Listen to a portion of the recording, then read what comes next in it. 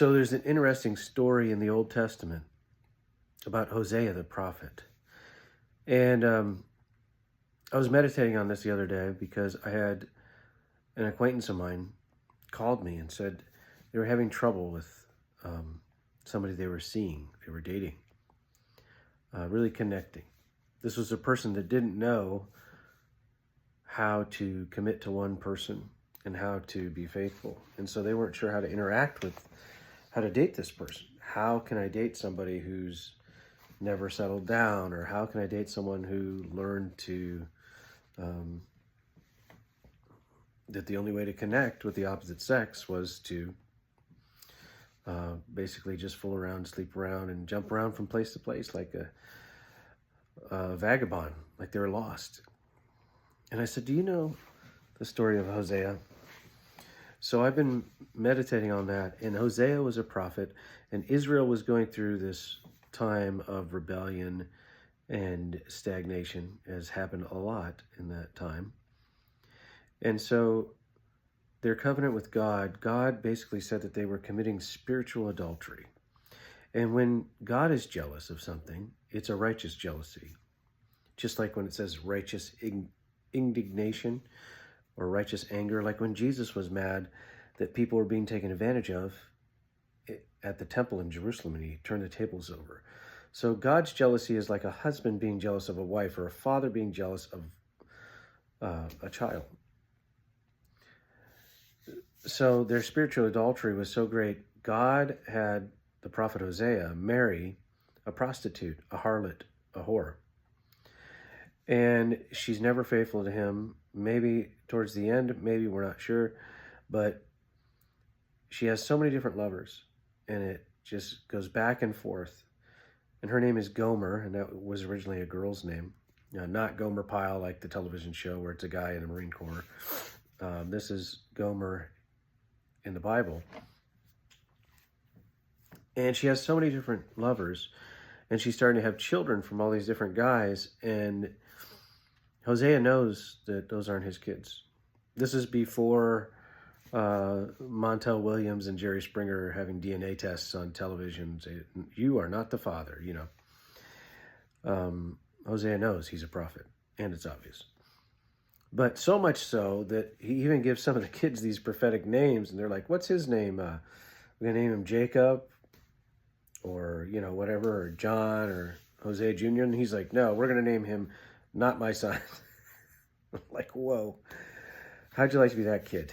I don't know if that was the best, but anyways, Hosea is communing with God in the sense of he is experiencing what God is experiencing with this spiritual adultery, and with the people that are his and devoted to his and to him, and he has saved and literally gathered them to himself and turned them into their own nation, and he loves them and has performed wonders beyond anywhere else that he'd done for anybody else in history at that time. And so I'm going to try to keep this 5 minutes. But here's the thing. So one time Hosea is betrayed by one of her many lovers. And maybe, apparently, perhaps she was staying with this other person. She didn't always come home. And this person sold her into slavery. We don't know the details, but he sold her into slavery. And then we see at the end of the book of Hosea this beautiful picture of Christ, foreshadowing what Christ would do for us. Well, Christ would redeem his bride and clean her up. Because Hosea goes and he buys her back. He bids on her, and I don't know if nobody else wanted her, if the town people knew who she was. I don't know. But he goes and he buys her back. Now, there's a movie version of this where, you know, they're embellishing a little bit because they don't know. They're speculating. They don't know the whole story. Where he basically carries her home.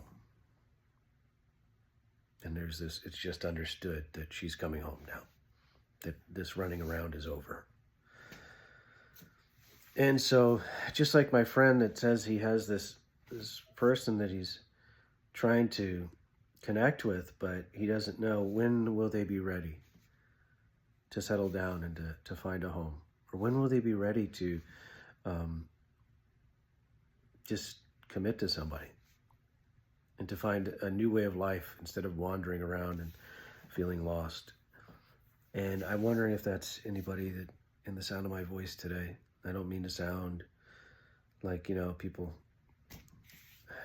I'm not trying to project something on you if you're watching this and that's not you. But if it's time to come home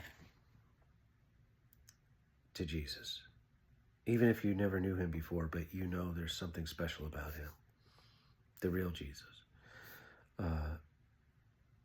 not just somebody on a stained glass window, not a two-dimensional figure, but the real Jesus who's ready to buy you back from your slavery to sin, because he said anybody who sins is a slave to sin. He wants to buy you back, purchased with his own blood. He loves you, purchased men for God. He redeems us. He is our Redeemer, and he wants to redeem you. And he said that if we trust him, that the Father, he and the Father, by his Holy Spirit, will make his home with us. That's what it says in the Gospel of John. Let him make his home with you. Why don't you let him carry you home? I don't know. That's what I've been meditating on, and I hope that blesses you. Take care.